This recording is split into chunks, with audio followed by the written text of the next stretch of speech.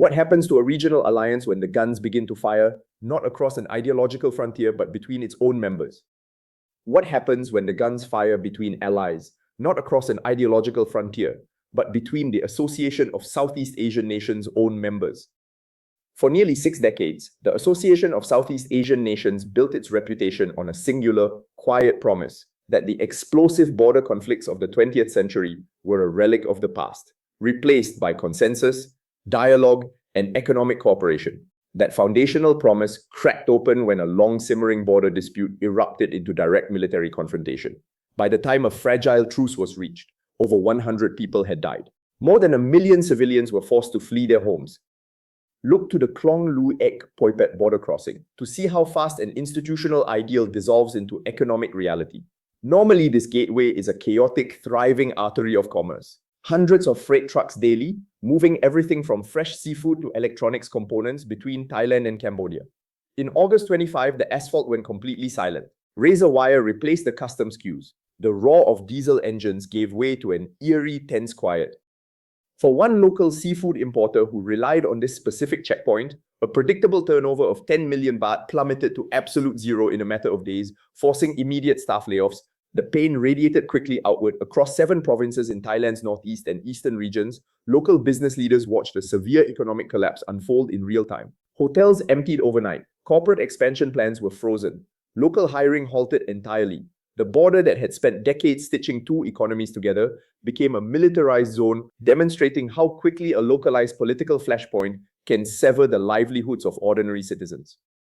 The institutional shockwave was just as severe. While artillery fire echoed across the borderlands, the region's premier peacekeeping institution could only watch from a distance. The machinery of regional diplomacy ground to a halt, paralyzed by its own consensus-first rules that require every member state to agree before any action can be taken. This was not a minor skirmish or a brief rhetorical standoff. It was a structural fracture within the bloc.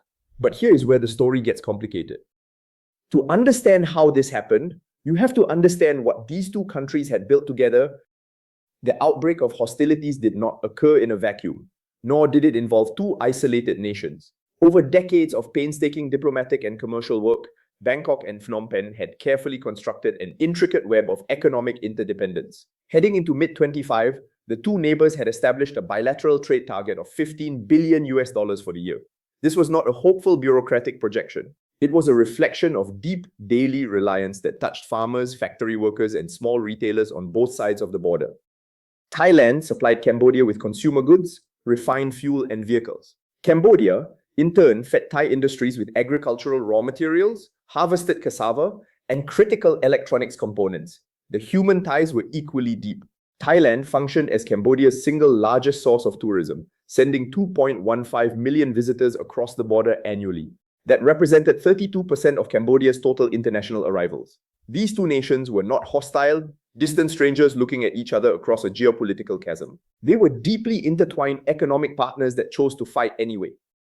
The roots of the dispute had lingered for generations, a legacy of colonial-era mapping errors and competing historical narratives over ancient temple sites and ridgelines. For years, the economic engine of ASEAN successfully obscured these unresolved territorial grievances. The prevailing logic of the region suggested that as long as trade grew, factories opened, and tourists crossed checkpoints, the risk of a shooting war would drop to zero. Yet when domestic political pressures and military posturing converged in mid-25, those decades of commercial integration offered no protection against escalation. A single spark on a disputed hillside rippled through supply chains, showing that economic integration is a fragile shield when sovereign pride is triggered.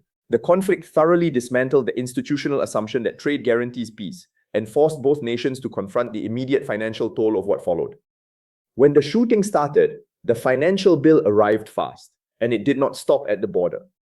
In a modern integrated economy, there is no such thing as a localized war. Overland trade between the 2 nations had averaged roughly $1.2 billion per quarter in the 2 years before the conflict, then collapsed to near zero after all 18 land checkpoints closed across 7 provinces. Monthly border trade dropped from about 16 billion baht in early 25 to just 11 million baht in September. That is not a slowdown. It is a near total freeze. Economists calculated the cost at up to 100 billion baht over 4 months, wiping out livelihoods from small cross-border traders in Aranyaprathet to Cambodian market vendors who depended on Thai goods. The disruption reached into homes and offices across the wider region. Within 6 months, global retail prices for computer hard drives spiked by over 40%. A student in Jakarta replacing a failed laptop drive, an IT procurement manager in Kuala Lumpur, a consumer buying electronics in Manila, all of them paid a price for a conflict they had no part in. Thai-Cambodian component supply lines, deeply embedded in the manufacturing networks of Southeast Asia, had been abruptly severed. Japanese automotive component giants including Nidec and Yazaki were forced to suspend operations at specialized production facilities near the border zones. These factories run on lean, just-in-time logistics. They hold almost no spare inventory, which means that even a short border closure triggers immediate production halts. This industrial freeze sends shockwaves through the region's manufacturing hubs. The commercial logic that once bound these nations together suddenly became the pain amplifier. The conflict exposed something the bloc had spent decades trying to hide. The escalation of the crisis exposed a fundamental structural vulnerability that the regional bloc had spent decades avoiding. When the fighting intensified, ASEAN's response was slowed by its own foundational diplomatic doctrine, the principle of non-interference. This rule, dictating that member states must never intervene in each other's internal or bilateral affairs, effectively tied the institution's hands. It left ASEAN unable to act decisively even as two of its own members engaged in active military combat. That static number tells you everything you need to know. A full-scale shooting war between two member states moved the institutional trust needle by less than a single percentage point. A subsequent regional perception survey by the ISEAS Yusof Ishak Institute captured where public frustration had settled, while 38.9% of Southeast Asian respondents noted that the bloc had attempted active mediation. A significant 34.7% flatly described ASEAN as slow and ineffective, barely changed from 35% the year before.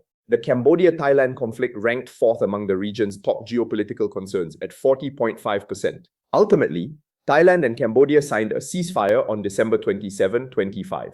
Washington had helped broker an October truce, then Beijing played the lead role in December, with Chinese Foreign Minister Wang Yi welcoming the final deal and hosting Thailand's Foreign Minister in Yunnan on December 28 and 29. A trilateral Fuksan meeting press release followed on December 29.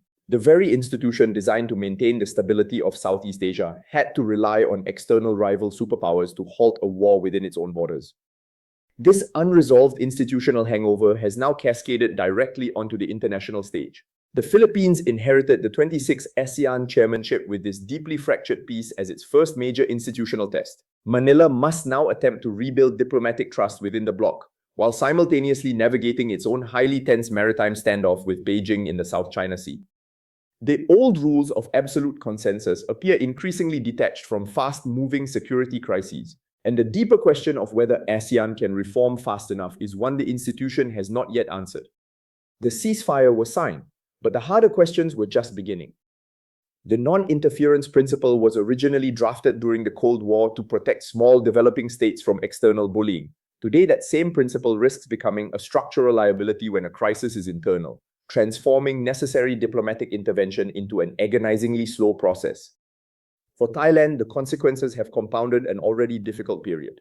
In a previous episode, we examined how Thailand's tourism pricing decisions deepened its economic vulnerability.